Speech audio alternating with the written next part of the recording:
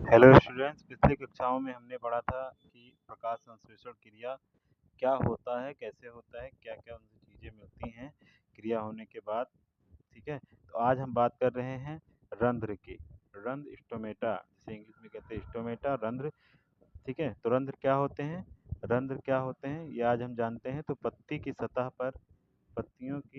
सतह पर जो सूक्ष्म छिद्र होते हैं, पत्तियों की सतह पर छोटे छोटे छिद्र होते हैं, यानी शुद्ध भाषा में कहें तो छेद। ठीक है, छोटे छोटे पत्तियों की सतह पर सूक्ष्म छिद्र होते हैं, उन्हें क्या कहते हैं, स्टोमेटा कहते हैं, यानी रंध्र कहते हैं। रंध्र कहते हैं या इंग्लिश में स्टोमेटा कहते हैं।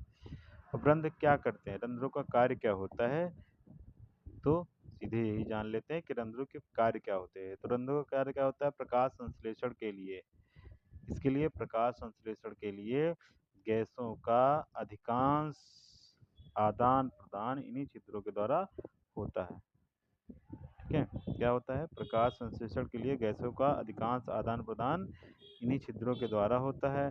दूसरा है कि वाष्पोत्सर्जन प्रक्रिया में जल या जलवाष्प के रूप में रंध्र द्वारा निकाला जाता है। वाष्पोत्सर्जन प्रक्रिया होती है तो जलवाष्प आप देखते होंगे पत्तियों पर कि जलवाष्प की बूंदें दिखाई देती हैं।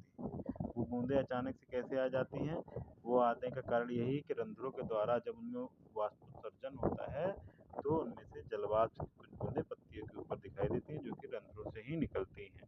ठीक है, अब यहाँ पे एक डायग्राम बना हुआ है, इसको ध्यान से आप लोग देखिएगा। डायग्राम है रंध्र का, पत्ती के अनुप्रस्थ काट का एक जो है डायग्राम बना हुआ है, जिसमें सारी चीज़ें बताई गई हैं क्या क्या हैं। तो आप इसको ध्यान से देख लीजिएगा और उसके बाद में इसको आपको बनाना भी होगा। तब तक के लिए गुड